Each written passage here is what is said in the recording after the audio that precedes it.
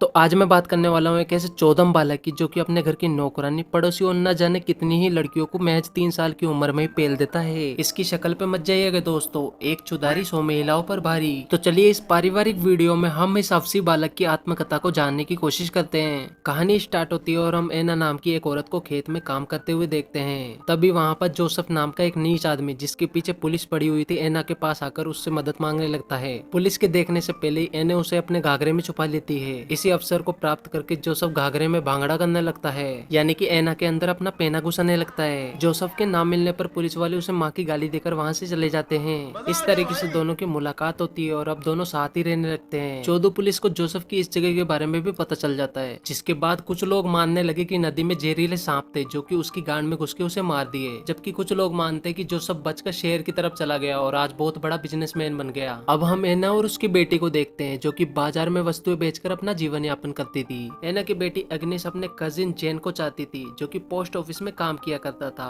उसका संबंध अपने बॉयफ्रेंड एल्फ्रेड से भी था जो कि कुक था, क्योंकि उसका मानना था एक से भले दो, लेना है तो मुंह में दो ही लो। अब तीनों के रासायनिक क्रियाकलापों द्वारा एक बूढ़ी गांड का बच्चा पैदा होता है। पैदा होते ही ये बड़वा बहुत जोर से रोने लगता है, इतना तेज कि माँ की कान और डॉक्टर की गांड दोनों ही परस्पर फट जाती है। तब उसकी माँ उससे बोलती है, बेटा चुप हो जा, 3 साल का होते ही तुझे टेंट्रम लाके दूंगी। और उस बच्चे का नाम ये ओस्कर रख देते हैं। अब 3 साल बीत जाते हैं और वो बच्चा बड़ा हो जाता है। सभी उसके बर्थडे पार्टी में उसके घर आए हुए होते हैं। वो सभी को पार्टी और बकचोदी करते हुए देखता है और ठान लेता है कि वो कभी भी बड़ा नहीं होगा। इतना कॉन्फिडेंस मानो उसका बाप कोई नीली गांड का जिन हो जिसे घिसते ही उसकी इच्छा पूरी हो जाएगी। ये कहते ही वो सीढ़ियों से अचानक नीचे गिर जाता है और इस वजह से उसे एक ऐसी बीमारी हो जाती है जिसमें उसकी उम्र कभी भी नहीं बढ़ेगी, यानी कि वो 3 साल का ही रह जाएगा। साथ में इसे गिफ्ट में दिया हुआ तानपुरा ये हमेशा अपने गले में बांध के ही रखता था और जब भी कोई उसका तानपुरा छीनता तो वो जोर से बोलता, तेरी माँ की भूत, जिससे आसपास मौजूद सभी कांच फूट जाते थे क्योंकि उसकी आवाज अल्ट्रासोनिक थी। अब एग्नेस ऑस्कर को मुट मार्ग पर स्थित डॉक्टर लुल्ला लाल के पास ले जाती है। वहाँ पर भी ऑस्कर चिल्लाता है और वहाँ के सभी शीशों को फोड़ देता है, जिसे देखकर डॉक्टर कम डोकरा भी हैरान था।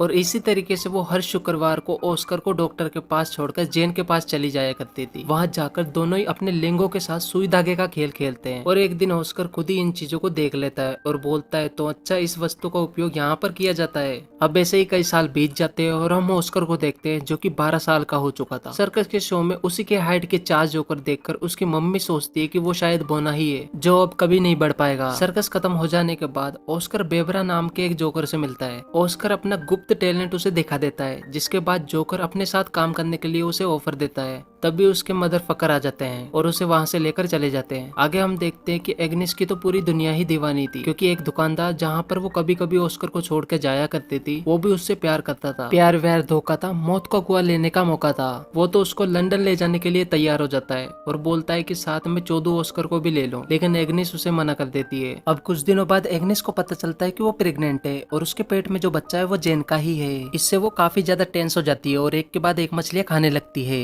जो कि उसे पसंद भी नहीं थी। लेकिन एल्फ्रेड को इस बात का कोई भी फर्क नहीं पड़ता था, वो तो एग्निस को खुश देखना चाहता था। अरे मरबे गांडू, दूसरे के टोपे के लाभार्थी। लेकिन एग्निस ऐसा नहीं चाहती थी और इसी के साथ कई सारी कच्ची मछलियां खाने की वजह से उसे फूड पॉइजनिंग हो जाता है और वो अल्लाहू अकबर मदर रसगुल्ला को प्यारी हो जाती है। अब हम कुछ समय बाद ऑस्कर को देखते हैं जो कि अपना टूटा हुआ ड्रम लेकर सही कराने जा रहा था और इसी दौरान जर्मनी पोलैंड पर कब्जा करना चाहता था, जिस वजह से जर्मनी के बड़े बड़े एयरक्राफ्ट गांडनुमा आकृति के बम को पोलैंड पर फोड़ रहे थे। इसका जवाब देने के लिए पोलिश आर्मी भी अपने हथियार को खड़ा कर रही थी। तभी पोस्ट ऑफिस में एक बम आकर गिरता है जिस पर इस व्यक्ति की जान बचती है, तो ये बोलता है गांड फटी तो लाखों पाए, जान बच गई यही बहुत है भाई। और इसी गांडलेवा युद्ध में जेन मारा जाता है, लेकिन हमारा नंगा स्टार ऑस्कर बच जाता है। अब एल्फ्रेड परेशान होकर अपने घर का काम करने के लिए मारिया नाम की लड़की को लाता है जो कि घर का पूरा काम कर देती और ऑस्कर को भी दूध पिला देती थी। बच्चों का दूध मेरे भाई। जिसके बाद ऑस्कर को मारिया से स्नेह हो जाता है, लेकिन मारिया अभी भी उसे बच्चा ही समझ रही थी क्योंकि उसे नहीं पता था इसका कच्चा है छोटे का, कच्चे में बड़े का।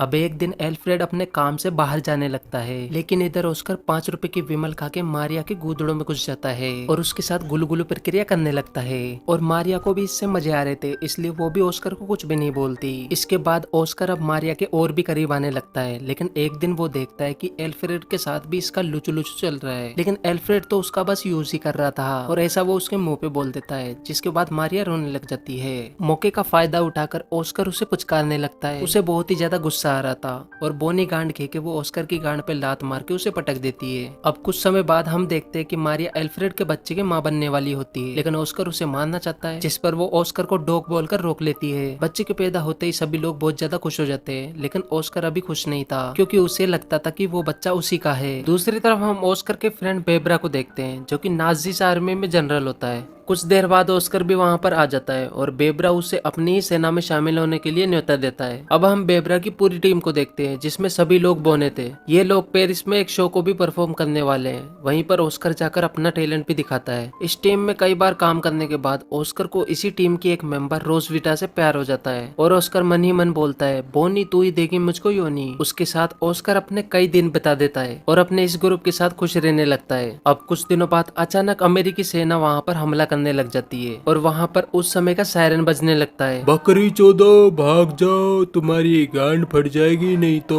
हमला हो गया।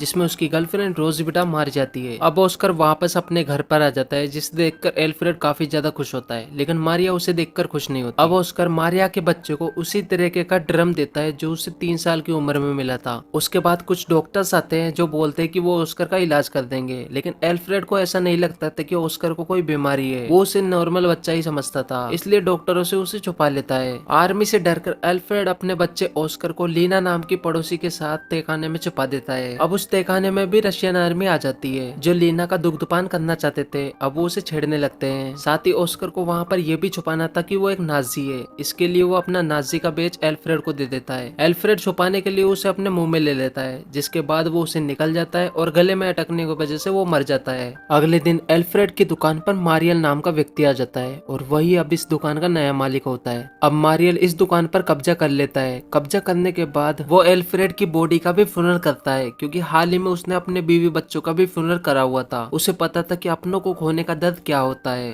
अब ऑस्कर का आगे पीछे कोई नहीं था, वो बिल्कुल अकेला पड़ जाता है और उसे अब रियलाइज होता है कि कभी कभी बड़ा होना भी फायदेमंद होता है, इससे अपनों की जान भी बचाई जा सकती है। और अब वो ठान लेता है कि वो छोटा नहीं बल्कि बड़ा होकर मरेगा। तभी कहीं से एक पत्थर आकर उसकी टांड में लगता है और वो एल्फ्रेड की कब्र में गिर जाता है। फिर वो बेहोश हो जाता है और आसपास के लोग उसे उठाने लगते हैं। उन्हीं आदमियों में से एक बोलता है कि ये अब बढ़ने लगा है। अब हम देखते हैं कि एना के अलावा सभी लोग इस शहर को छोड़कर जा रहे होते हैं। ऑस्कर के होश में आने के बाद उसकी बढ़ने की शक्ति तो वापस आ गई थी, लेकिन उसकी चिल्लाने की शक्ति चली गई थी। अब हम ऑस्कर और शहर के सभी लोगों को ट्रेन में जाते हुए देखते हैं और इसी ट्रेन के पास खेत में एना काम कर रही थी और यही मूवी का स्टार्टिंग सीन भी था। तो बस आज की वीडियो में मैं आपको अपना इतना ही दिखा सकता हूँ। अब आप बताओ अगली वीडियो किस मूवी पे